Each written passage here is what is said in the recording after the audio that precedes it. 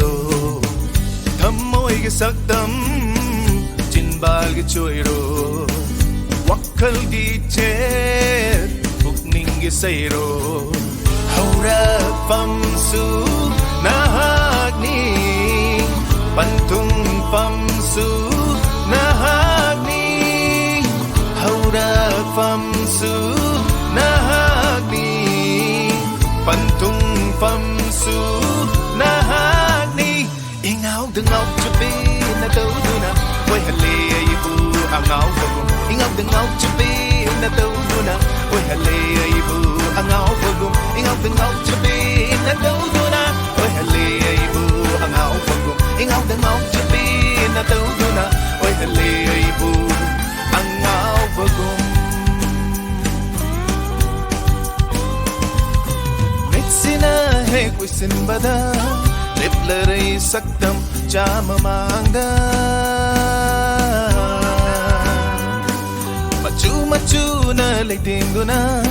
minok chama puduna imitsina hek pangthokpada kanghauda mangki mampham kangda mitki paraktabu lot para aige pungningbu lagna bara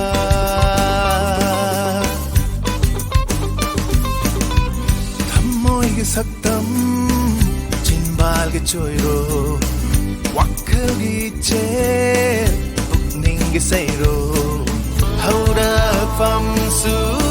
na hak ni pantung pham su na hak ni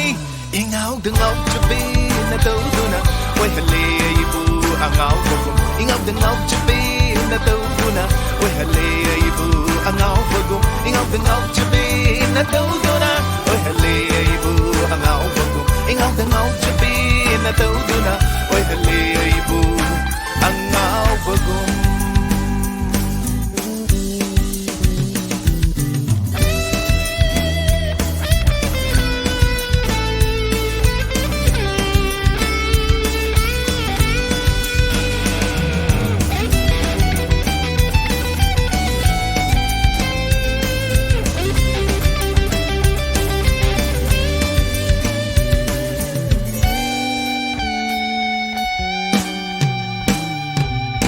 Fajaba kaya na thalaba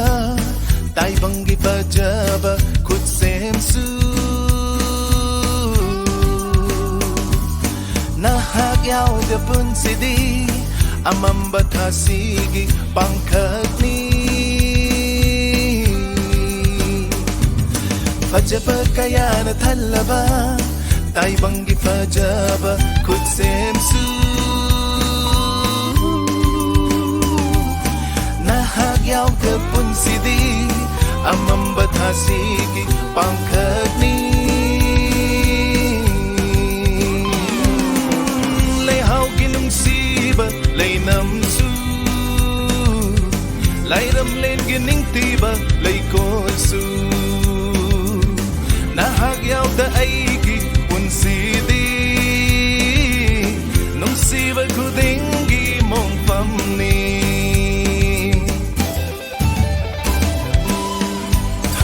cái sắc tâm chinbal cái choiro wakkal gi che pukning cái sairo thầm môi cái sắc tâm chinbal cái choiro wakkal gi che pukning cái sairo haura pham su na hak ni pantung pham su na hak ni pham su na hak ni pantung pham su na hak ni ingaw dengaw chabi na tau na oi hale ibu angaw bagum ingaw dengaw chabi na tau na oi hale ibu angaw bagum ingaw dengaw chabi na tau na